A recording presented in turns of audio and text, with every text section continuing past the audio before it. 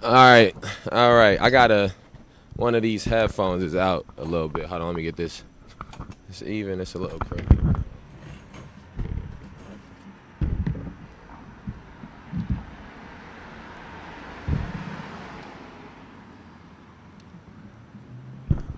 That's a little more even. All right. This headphone is shorter than the headphones. I hate that. See if I can get that fixed. All right. All right. Forget it. It's fine. All right. We are live from Occupy City Hall in Rockford, Illinois. This is. Let me try to keep it. I'm trying to keep it center. Center. This is. All right. This is day 300 something of the occupation out here. I got these headphones. These headphones almost making it impossible to talk on this. I think the audio should be fine. It's a short in the headphones, so I got to take the headphones off. That threw off the beginning. But I want to say that my name is Leslie Rolfe. I am a member of the May 30th Alliance organization, and we are a direct action organization located in Rockford, Illinois, with the goal of struggling to end police terrorism, mass incarceration, and racial injustice as our main initiatives. We came out here to the City Hall in Rockford, Illinois on October 3rd, 2020, after on October 2nd, 2020, Tyrus Jones, an unarmed black man, was shot by the Rockford Police Department as he was running away, shot by Officer Dominic McNeese. We stayed after, in the end of November, there was a justification of the shooting of unarmed black man Tyrus Jones, and Officer Dominic McNeese returned back to work.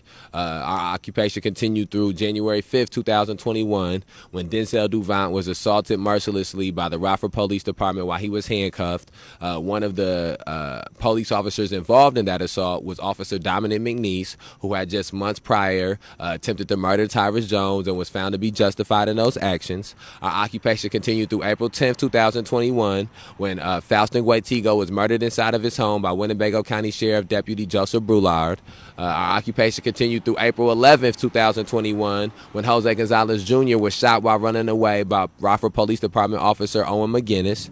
Our occupation continued through April 25th, 2021, when Raymond Jackson would die after a high-speed pursuit took place on the streets of Rockford, Illinois, and a man being chased at high speeds by the Rockford Police Department would collide with the car that the motorist was Raymond Jackson, killing Raymond Jackson and critically injuring the children that were in the car with Raymond Jackson. And so we want to say justice for Tyrus Jones, justice for Denzel Duvant, justice for Jose Gonzalez Jr., justice for Faustin Guaitigo, and justice for Raymond Jackson. And we speak about each one of these incidents of police terrorism that have taken place with the understanding that we cannot advocate for justice for one of these victims without advocating for justice for all of these victims. And at the point of empathy and understanding that one person may have for a specific one of these incidents, it becomes our duty and responsibility to extrapolate that out and explain how each one of these incidents directly and indirectly affect the other ones.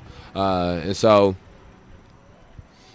earlier today, there was a podcast, also streamed on Facebook Live and on YouTube Live simultaneously, of a conversation about black unity in Rockford, Illinois. I actually need to make sure these batteries don't go out. That stemmed from a conversation of black unity in Rockford, Illinois, and what black unity looks like and what things we must do to achieve black unity. And so I don't want to go into a recap of the conversation. What I will do is I'll watch the conversation again and I'll come back tomorrow with a sort of a recap where I respond to each thing specifically. But what I want to do now is respond to some of the more notable things that were said, whether they be factual or unfactual. And then the main thing, the first thing I want to respond to is the false statement that was put out there that I called Rhonda Greer a bitch. That is untrue. That did not happen. And the false notion that I called alder person Ann Lee Kelly or Ann Lee Thompson a bitch. Neither one of those things are true. Those are false narratives. And if somebody has some type of video of that, feel free to pull it up. I will be waiting for it. I'll be waiting for it. What has happened is there have been times in the past, and I've began to refrain myself from doing this because of a personal decision, not because of anybody else's opinions or feelings about the word bitch. I used to call the police officers bitches on a regular basis, regardless of, it had nothing to do with what gender they were or whether they are a man or a woman or anything like that. I had decided personally to stop doing that because I felt that it was divisive. But I did not start doing it because I felt like police deserve more respect than that, or police don't deserve that word to be used on them. Police officers deserve no respect. And again, the reason they don't deserve respect is because they deal in an institution of white supremacy and white nationalism. Once that institution is broken down and it has been demolished, and we begin to have separate institutions that are for justice, that are for equity, that are for equality, for everybody, not for the people that they pick and choose and that they so deem fit, it's at that point then that institutions will be deserving of respect. And so, do I respect people who work with the police? No, I do not respect people who work with the police. It does not matter in what capacity they are working with the police. If they are getting grant money from the city and then taking pictures with the police officers like Brandon Gordon did, I don't respect that. If they are taking pictures with Kyle Saunders like Tony Turner did when Kyle Saunders has been coming up and down this street cutting the faces of black people down on memorials. I have it on video multiple times when Kyle Saunders has false charges on multiple protesters and false no contact orders on multiple protesters, and then you take a picture with him and you have black children in the picture. I do not respect that. And it is and to teach children to respect actions like that will lead to a cycle of these things happening over and over again. And too often, black people have cared about trying to teach younger generations of black people to respect things which are undeserving of respect. And it has led to brainwashed black children who think that they have that is something that they're doing wrong. That's why they're not succeeding. That think that they have to do something different for them to better themselves, and think this idea of American exceptionalism that, well, everybody has the same 24 hours in a day. Everybody can do these. No, that is not how it works. A black man's 24 hours is not like a white man's 24 hours, just like it's not like a white woman's 24 hours or a black woman's 24 hours of none of those things. And so that is, and I knew, see, the batteries doing that. I knew that was going to happen. That's why I put the headphones on. And so that is something that has to be combated. So I want to say, I did not call Ann Thompson Kelly that, and I did not call Ronnie Grid that. Hold on one second.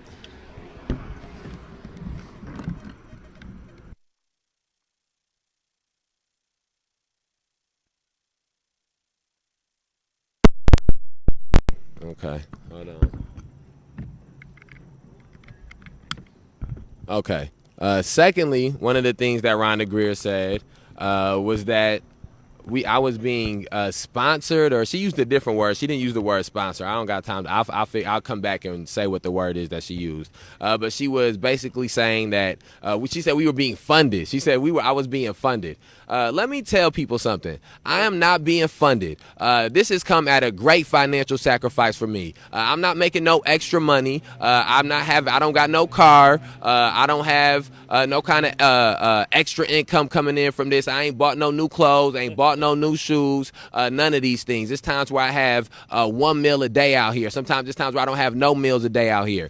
So people bringing up this idea of me being funded, that's no different than these white people who come out here talking about is George Soros paying you. It comes from a place of ignorance, and it comes from a place of fear, because they would not be willing to do those things. They cannot imagine what life is like when you don't know when your next meal's coming from, when you don't know when you're going to get a new pair of shoes, when you don't know how you're going to get from point A to point B. And so that is the reason that that the people come up with this idea, are you being funded or is somebody paying you? Because in their mind, in their mentality, they can't fathom putting a collective in front of themselves. They can't fathom putting what's better for a group of people above what's better for them individually. So no, I'm not being funded, and I have never been funded. Do people come and give donations and come and give food and come and give money and come and give weed? Sometimes, yeah. But it ain't more than I would make if I started working a job and having 40 hours, 50, 60 hours. It was a point in time in which I worked 3 jobs at a time. I worked multiple jobs at a time. I've never been afraid of work or scared to work. And so this idea that I'm in a better financial position or some type of even an equal financial position as I would be if I was working some type of job is erroneous and is ignorant. And the reason that, and this is the other reason that people try to put these type of narratives out, is because they don't want me to be able to have any type of financial income, or they don't want me to be able to find some type of way to be able to sustain myself or sustain my family from doing these type of things, because they be okay with black people going down to City Market and making money off of that, and black people making money off of places where there have been white trauma given to black people from white supremacy and white nationalism, but forbid you was getting some money for protesting about black liberation. Forbid you was getting some money about out here trying to struggle for black liberation. So forbid I was to ever write a book, or forbid I was to ever make do music or make any documentaries. They want it damned if you do, damned if you don't. They'll tell young black kids you don't want to be like him because he not making no money, he not doing nothing for himself, he's sleeping on the street. And then if I was making some type of money or into something like that, they'll be like, don't be like him, he making money to protest, or he getting funded. She said kickbacks, he getting kickbacks, they getting kickbacks. And again, that just goes to show you the type of mindset that exists between different groups of black people in this community. And until we get rid of the mindset that is saying shit like you getting kickbacks, we gon' what up, y'all? We gonna still have these type of issues happening over and over. So again, that is untrue. Nobody's getting any type of kickbacks. And then this is the other thing that I want to address that happened. When people are talking about the black on black violence, we have to get to a place where black people are not scared to say the truth. The first time any black person had ever had any type of violence inflicted on them on this land was by white people, and it happened generation in and generation out. It's not no family values or bad family structures. The black family has been systematically and systemically destroyed by the white power structure, by white institutions, by white supremacy and white nationalism. That is not an accident. Don't go blame Lil Jamal that's 20 for the actions he done did in his 20 years, when I can date back 50 and 100 and 150 years and tell you about all these things these crooked, corrupt white people been doing to make sure Lil Jamal 20 and only got a handful of options and a handful of choices. And it's a shame that it's so many black people who are in positions that they will call leadership, or in positions in which their voices can be heard, who continue to fall in the trap of doing that. We have to trace things back to their roots. We have to let these black children know, don't go blaming yourself for this. Don't know. This is what the truth is. This was like this before you was even conceived. And when generations ago, it was a white man who was sitting up trying to figure out how he can make sure that by the time you born, you are stuck in this trap. So no, it is not your fault that you got distracted by the D-boys that was on the corner and you wanted to get some money quick. It is not your fault that you felt like you had to have a gun because of the community that you grew up in, and you got a record early, and you still got to live in that community, and you still feel like you need to protect yourself. It is not your fault that it is a school to prison pipeline set up in this city, and from the moment you enter elementary school, it's white people in this city that's banking on you, making sure you end up in Winnebago County Jail. That is not your fault. And as long as you keep trying to teach these black babies and these black children that is something about them being black, that is something about the decisions that they making that's leading them to be in this situation, we'll never fix it, because it ain't true. It'd be different. Maybe if it was just a hard truth that we needed to accept, that would be one thing. But it is not true. It's not true. The trauma that black people inherit in this country is not from black people. It is from white power structures, white supremacy, and white nationalism, and the people who continue to lie to themselves about these things. They either do it because they are willfully trying to be ignorant, because they don't want to look at the truth, and because they have found a way to benefit off of the system and the status quo and benefit off of these things, or it's people who are not intellectual or intelligent enough to understand it. And either way, we have to remove those people from voices, from places of leadership in the community, and from having voices in the community. Those things have to be done. The next thing I want to address is the notion that was brought up of hurting white people opposed to helping black people. And I want to say this, and I want to say this unequivocally.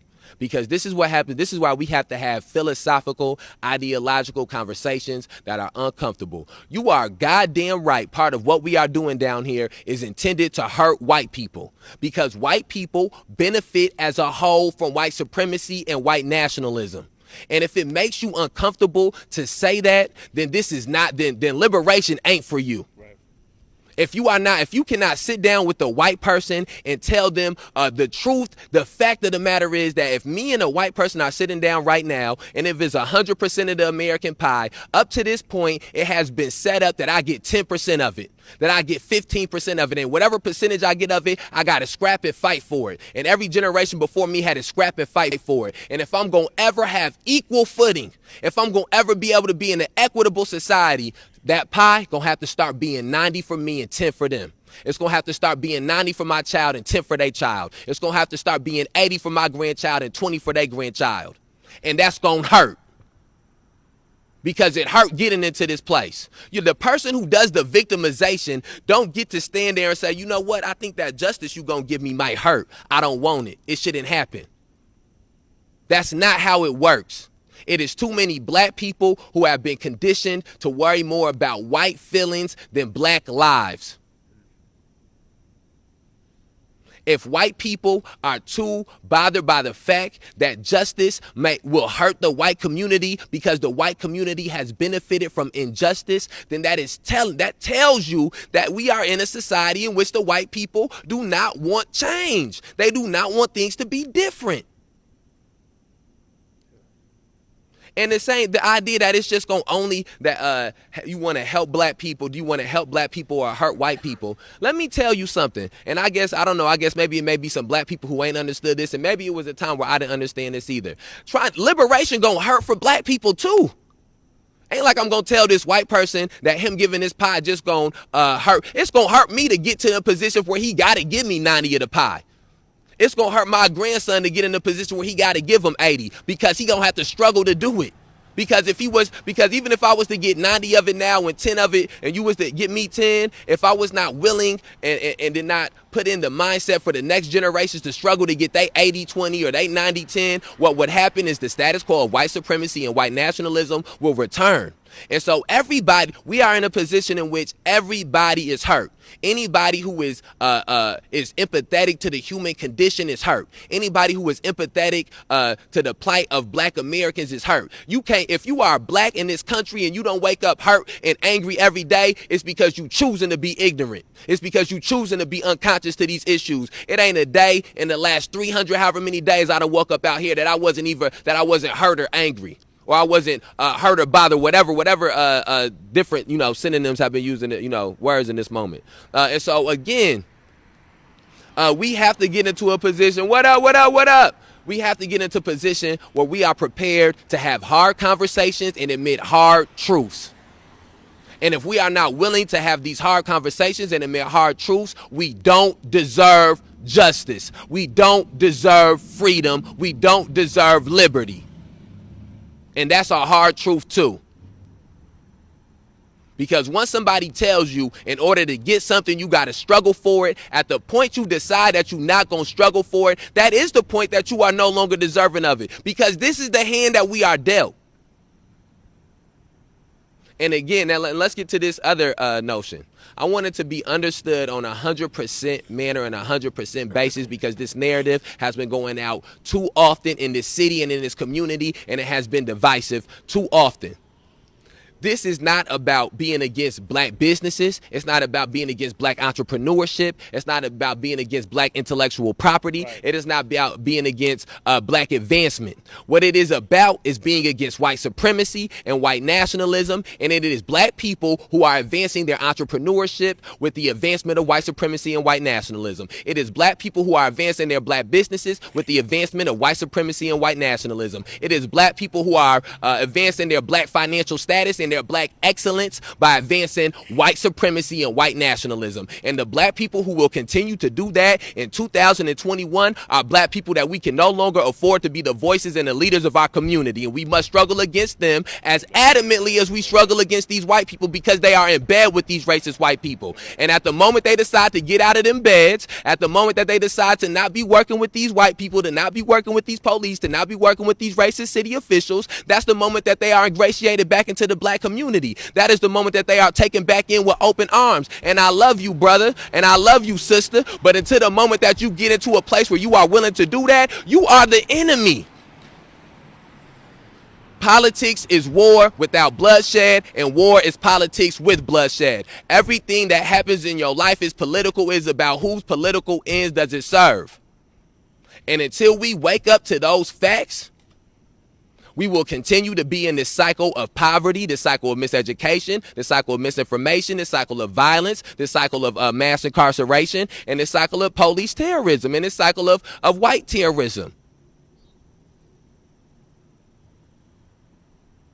We don't need more black billionaires. We don't need more black clothing stores. We don't need more black shoe stores. We need more black people who willing to call in to work at their clothing store, call in to work on their shoe store when Denzel Duvant get his ass beat in the streets. We need more black people willing to be fired from they job selling shoes or they job selling shirts when these young people get shot out here in these streets. Because if they do not value your children's lives, they are not going to value anything else. And it is again, it ain't the gangster disciples, it ain't the vice lords, the Latin kings, 13. It ain't no gang in this city that inflicts the type of black trauma onto people as the police department does, as the Winnebago County Sheriff deputies do, as the Winnebago County Correction Facilities do. Because everything that you can name that is inflicting trauma on the black people, I can point to you how the police directly involved in it. You gonna talk to me about education? I'm gonna talk to you about the police officers that's in them schools. Right. You gonna talk to me about mental health? I'm gonna talk to you about these Winnebago correctional officers in these Winnebago County jails that's traumatizing people on a daily basis, then putting them back on the streets. You gonna talk to me about the environment in which we live in? I'm gonna talk to you about how when people try to protest some of them things being put in them cities, they called the police. And the police got them out of there from protesting it. And the police intimidated communities and to the point where they felt they couldn't struggle against them things being put there. And when black people try to move into white communities, the police stood by while white people terrorized them. And so again, when we as a city and as a community, because we're not doing this American conversation. That's another one of these cop-outs people try to do. We're not finna talk about America. We ain't finna talk about Illinois. We're going to talk about Rockford and Winnebago County. And we're going to talk about the facts of what's going on here. And the facts of what's going on here is there has been too many black people selling out the black community in order for political advancement or in order for career opportunities. And they've been able to sell them out quietly. They've been able to sell them out in the dark. They've been able to sell them out with it being no more voices. And that day is over. It's over. We have to build the type of mindset in which everything that these racist white people do to the black community, not only do they do it in public, but every black person with a voice speaks on it. And they speak on it with a unified understanding that we are dealing with the greatest oppressor that this world has ever known. We are dealing with the greatest exploiter that this world has ever known. We are dealing with the greatest slaveholder that this world has ever known. And if you do not treat them as such, they want to talk about respect. They should be respecting the evil of this white power structure that we operate within, that they're trying to operate within. If they respected that power structure, they would understand that it is a Goliath, a mammoth that they cannot destroy from the inside of it at this moment in Rockford, Illinois. They can't do it. And instead of admitting that they cannot do it that way, they are continuing like they in quicksand to just struggle and struggle and struggle. And the hypocrisies of it are now being illuminated. And that's why Rhonda Greer did not allow me to speak. because her hypocrisies are being illuminated now. Because the NAACP is in Rockford, ain't the NAACP in Atlanta, it ain't the NAACP in Oakland, it ain't the NAACP in Chicago. And I don't know what issues that they got there, but I can tell you this here, the NAACP ain't gonna do nothing for you if your son get his ass shot down in the streets tomorrow, because they in bed with the police. The NAACP ain't gonna do nothing for you if you get your ass beat by the Winnebago County Sheriff deputies tomorrow, because they in bed with the police. The NAACP ain't gonna do nothing about defunding or abolishing this evil, corrupt system, because they are in bed with them. And I hope it ain't never enough seats to fill up the NAACP chair. The NAACP in this city needs to be abolished. And it needs to be new grassroots organizations that are tapped in with the issues in this community, that are tapped in with the people in this community, and that will not sell out this community no matter what the price is. And the moment that people begin to be in a position in which they are questioning, selling out, it's time for them to move from them seats. That's the other problem. It's been too many people who've been able to be in these seats and be deemed these black leaders for too long. It's time for them to get their ass up. Their time is done. If you will not be militant, and militant don't got nothing to do with having a gun. It's not only having a gun. If you will not be militant, we are militant with this chalk. We militant with these memorials. We militant with this occupation. We've been militant with our mindset against police terrorism, mass incarceration, and racial injustice. They put us in jail. We back the next day. We back the next hour. And that is what will catch on. Because that is something that is attainable. That is something that resonates. Every person has the power to do that. Some of them things that they was talking about in there, if you don't got some type of money already, if you don't have some type of support, if you don't got some type of specific skill or trade, then you are in a place where it's nothing that you can do to even be part of that. But what will happen in this city, what we are determined and dedicated as the May 30th Alliance to making sure happens in this city, is anybody that got a voice, you can be part of this. Anybody you got two legs, you can be part of this. You in a wheelchair, you can be part of this. You sit right here. I'll give you the microphone.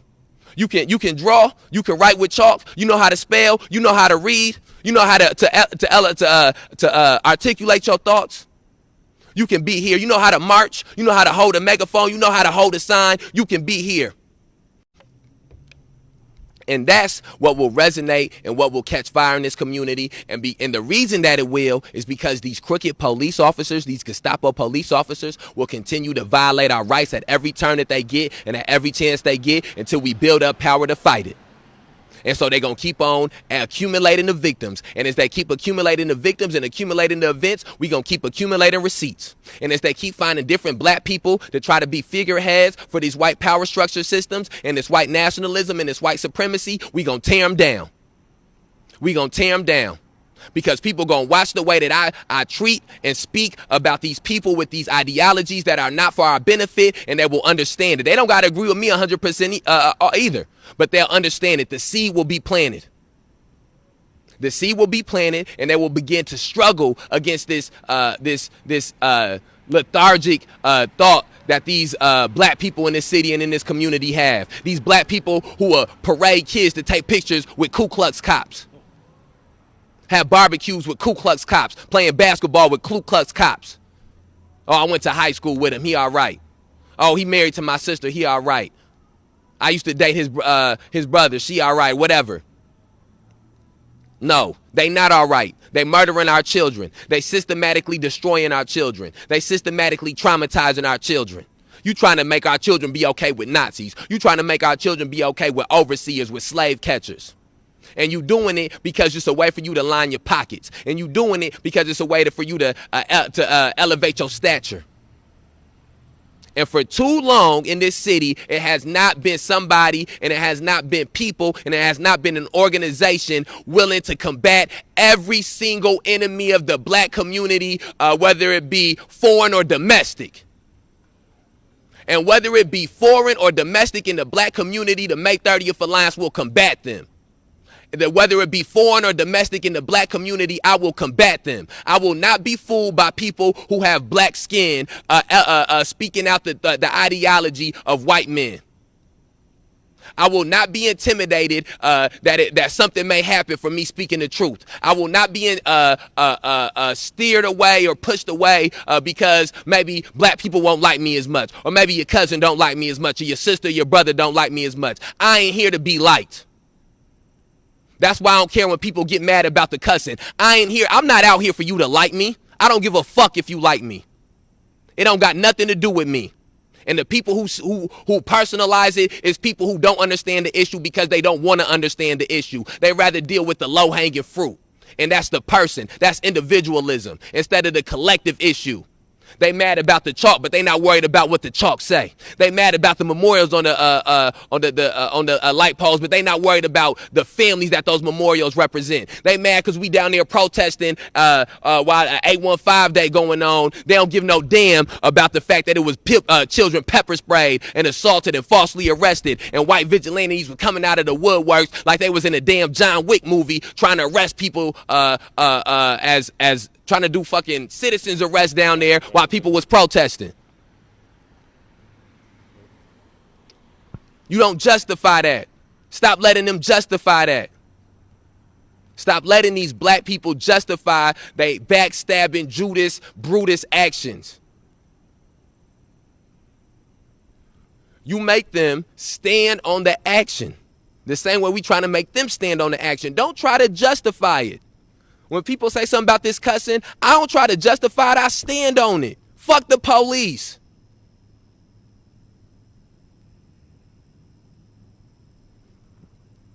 If you down there at City Market, stand on it. Fuck black people.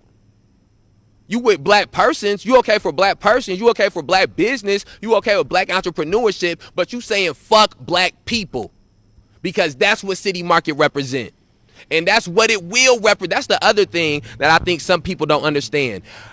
I am not stopping. We are not stopping. When I say I can't speak for nobody else, so I can speak for myself. If my spirit is picked up by other people, then so be it. But I'm telling you right now, I am not stopping. People will in this city will forever link City Market to police terrorism, mass incarceration, and racial injustice. And you black people that's linking yourselves with City Market, I will ensure that history books write out where you were at, because that is the only way to make sure future generations don't repeat them type of actions. And so make sure you are standing on it, because you will have to in the future. You will have to. Rockford is a microcosm for all the issues of police terrorism, mass incarceration, and racial injustice that exist in this city. And I'm telling you that this city will be one of the ones that are an example of the abolishment and the destruction of this system. And the black people who stand on the side of this system will be black people who are examples of betraying your community. These things was already set in motion before I got here. Since 1990, 50 plus people have been either shot or died in the custody of law enforcement in Winnebago County, and each one has been justified. The world will know the name of all 50 plus. Not the city will know the name, not the county will know the name, not the state will know the name, the world will know the name. And each one that subsequently comes after, the world will know the names of. And everybody who comes down here and tear down these memorials, the world will know their names. All these police officers who have falsely arrested people, lied on police reports, assaulted people, the world will know their names. The city officials who work inside this building and who will engage in these actions, the world will know their names. Everywhere that Tom McNamara goes, this will follow him. And the black people who stand on the side of these racist, white supremacists, white nationalists, the world will know their names.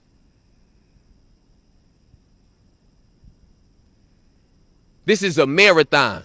So it's on you to decide in which you want to switch the position in which you stand in. It's on you to decide when you want to come over to the masses. But let it be known, the masses of the black people in Rockford can't set no shit up at the City Market Pavilion. The masses of the black people in Rockford ain't in a position to take no pictures with this racist ass mayor. The racist mayor didn't even have the time of the day for the woman whose son was shot down in the streets by his crooked police officers. And so the masses of the black people do not feel how those people felt. The masses of the black people in this community feel how I feel. The masses of the black people in this community are fed up. The masses of the black people in this community know that everywhere they look, there is violence in the lives of black people. The same issues that their children end up getting murdered for, white children across the street have no violence committed, get in some type of arguments, or maybe they get a lawyer and they go sue for. That ain't accidental. That ain't because bad family upbringing. That is systematic and systemic and purposeful. This is not 20, 30, 40, 50 years ago when you could be lying to these black people about what's going on in this city, what's going on in this nation, what's going on in this world. These black people have access to information. They have access to the truth. That's one of the reasons that black people are so hesitant about this damn vaccine, because black people are in a place in which they know more about the truth of this corrupt nation than they ever knew before, and they don't trust nothing that it say. And I don't trust nan black person who would stand their ass up next to these racist white people in this building, because they not to be trusted. And until these white institutions destroy white nationalism, destroy white supremacy, and become deserving of trust, they will never get it. And until we get black people who are willing to sacrifice. Little girls were blown up in bombs in Alabama. People, James Meredith went to do a march and was shot. Malcolm X was murdered. Martin Luther King Jr. was murdered. Y'all worried about missing a few dollars, missing a check. To get further, you got to do more. And when you go back in history and you see what our ancestors have done, and you line it up to what these mealy-mouthed Negroes is doing now, you see why we in the position we in. And when people in this city and in this community and in this county become willing to do the things that have to be done for freedom, justice, and equality and equity, that is when we will begin to make steps towards it. Until then, you will be given tokenism and falsehoods and half-truths. And it'll be a small amount of black people who benefit from it. A small amount of black people who get advantages from it. But the masses will never.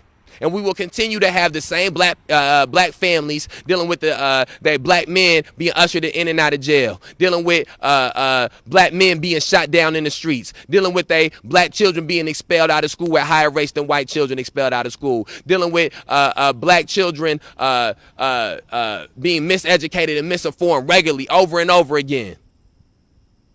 The system has to be destroyed. And we are not talking about a no United States system. We are not talking about no arbitrary nation. And we talking about the systems in Rockford, Illinois. And the beginning of those things being destroyed, and I'm telling you this, the beginning of those things being destroyed comes with y'all stop taking y'all black asses down to City Market. The beginning of those things being destroyed stop with y'all posing y'all black asses in pictures with the police and in pictures with these racist politicians. The beginning of those things being destroyed mean that y'all, when this justified ruling come out for the murder of Fausto Guaitigo and the shooting of Jose Gonzalez Jr. and a high-speed pursuit that killed Raymond Jackson, you get active in the streets. The beginning of that goes from y'all stop having these private conversations trying to make decisions about black people behind closed doors, and y'all start speaking publicly about these things. The beginning of that comes from when y'all stop putting money above life and humanity, and stop putting property and y'all businesses above the survival of our children out here. That's what it starts, because that's what a culture shift is about, because that is what's going on out here. City, we have changed the culture of what it means to be in downtown in Rockford. We have changed the culture of what it means to be at City Hall in Rockford or be at City Market in Rockford. And when more people begin to understand that those are the cracks in the system, talking about breaking the system, they number one most treasured thing is that trifling piece of shit ass City Market. And there's too many of you Negroes trying to help clean and wipe and clean the piece of shit and put lipstick and makeup on it. Let the piece of shit look like how it is. Fuck City Market. Anybody business who is even aligned with City Market don't deserve no progress or no prospering because they getting it at the expense of little black girl that got pepper sprayed, children that got pepper sprayed, people that's been assaulted, still dealing with crimes and charges. And they should be ashamed of their goddamn selves. Anybody who took any type of advancement this year from being down at that City Market should be ashamed of their goddamn self. And I don't know how the fuck you sleep at night. And I think it's disgusting and sick. And until you start dealing with realities, because again, too many people with sugarcoating. And when I finish that thing down there, I walk my ass the fuck out of there. I'm not taking no pictures. I'm not sugarcoating this. We cannot afford no more of that half-ass shit. No more half measures. No more trying to make somebody feel okay with betraying black people. No more trying to make somebody feel okay for doing what's better for them individually, but is worse for us collectively. And then when these black kids get murdered or shot in the streets, you wonder why all this emotion and anger is coming out. Because too many times you suppressing the places where that emotion and anger need to be let out at. These police, these racist white people, these racist politicians, white supremacists, white nationalists. And you trying to raise these children to be pacified. You trying to pacify these children. Trying to make them okay with this fucked up society, with this fucked up culture. And it's wrong. And until we remove the people who will do those things, we will stay in this quicksand that we in right now. We will stay in this cycle that we in right now. And again, it does not start with money. It does not start with the economy or finances or entrepreneurship. It starts with the struggle to end police terrorism, mass incarceration, and racial injustice. And people talking about opinions and perspectives are doing those things because they cannot stomach the struggle to end police terrorism, mass incarceration, and racial injustice. And I know it because there's times where I can't stomach it myself sometimes. So I know it. I can smell it. When people start talking and making excuses, I can feel it in the air. I got to grapple with those things myself. It is not a single gang. And this is the other thing, too. When people start talking about trying to end inter-community violence or black-on-black violence, proximity violence, whatever you want to call it, I ain't never heard one person say, you know what, I'm finna abolish the gangster disciples. I'm going to abolish the vice lords. I'm going to abolish the Latin kings. No, because you know you can't do that shit. And you know you can't stomach what it would take to do that. They try to make it this arbitrary thing. We got to end the violence. We got to, again, you not finna end street violence as long as there are institutions that make billions of dollars annually off of street violence. You have to attack the things that are benefiting off of those. That is an effect. As many police exist in this nation, if they didn't want no gang banging, wouldn't nobody be waving no flags.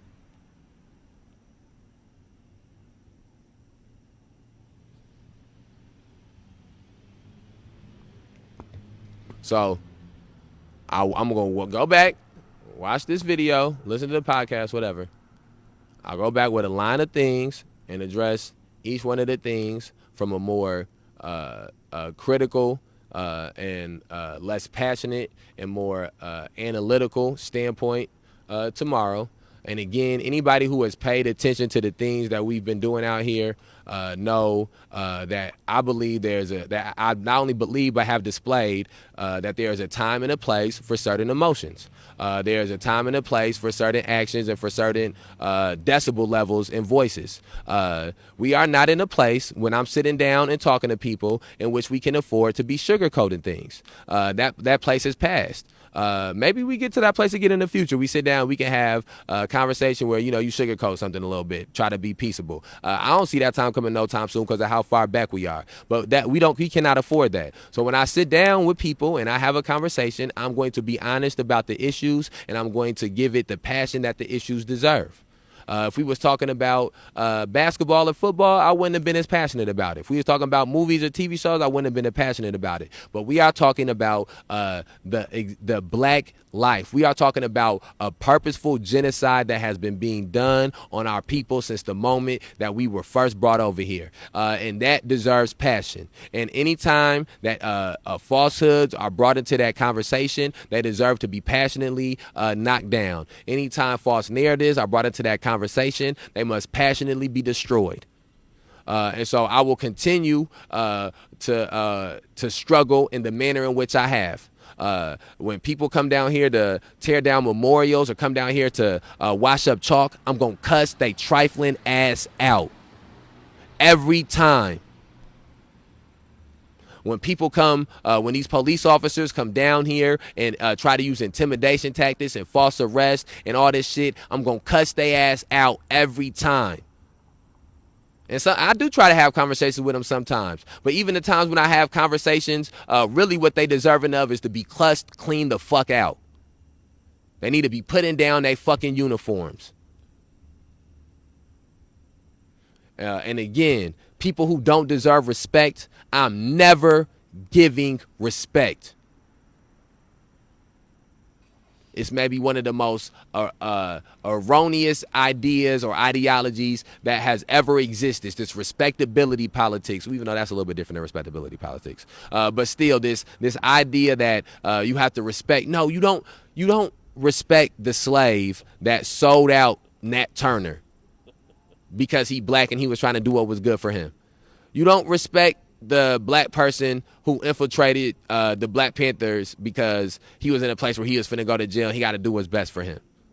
You don't respect these black people who go through their whole lives seeing the trauma that policing does to the black community and mass incarceration does to the black community, and then get they trifling ass up and put on one of them blue uniforms and a badge. You don't respect them. And when you, as long as you continue to try to teach children to respect these people, because the reason that they do it in the hopes that will make them survive. That's the part that they're not talking to you about when they talk about this respect. It's not a respect because of a deserving respect. It's a respect for an ulterior motive. If me and you ideologically disagree on the liberation of black people, and I believe that what you are doing is leading to the further oppression and exploitation of black people, it would be erroneous for me to respect you and for me to be telling people that I respect you. Because it means I respect the ideology that's leading to the exploitation and oppression of black people.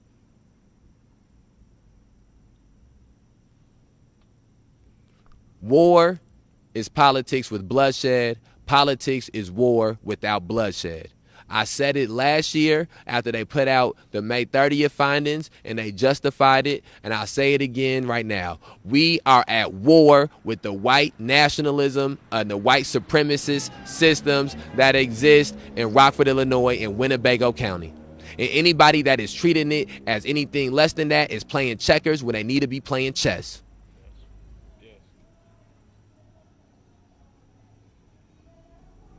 Every day is another battle. And we must be raising soldiers for that battle, not raising spoils for the war for these white institutions and these white power structures.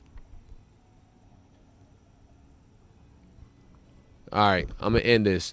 Justice for Demetrius Bennett. Rest in power to Demetrius Bennett. Justice for Logan Bell. Rest in power to Logan Bell. Justice for Kerry Blake. Rest in power to Kerry Blake. Justice for Geno Washington, rest in power to Geno Washington. Justice for Jovan Fresco, rest in power to Jovan Fresco. Justice for Mark Barmore, rest in power to Mark Barmore. Justice to Philip Johnson, rest in power to Philip Johnson. Justice for Suzette Babler, rest in power Suzette Babler. Justice for Jasper Banks, rest in power Jasper Banks. Justice for Faustin Guaitigo, rest in power Faustin Guaitigo. Justice for Shannon Graves, rest in power Shannon Graves. Justice for Lil Mike Sago, rest in power Lil Mike Sago. Justice for Joseph McCormick, rest in power Joseph McCormick. Justice for Eddie Patterson, rest in power Eddie Patterson. And we getting ready to come up on a year since Mikey Guzman was ran down by a South Beloit Police Department officer in his cruiser. Sawyer Kurth, that officer, went right back to work and was found justified. My heart and emotions go out to the family of Mikey Guzman. I couldn't imagine being his daughter or being his mother. And I'm sorry that it has not been more done to get the justice that y'all deserve. But Mikey Guzman will never be forgotten. Justice for Mikey Guzman. Rest in power to Mikey Guzman. We outside. Fuck the police.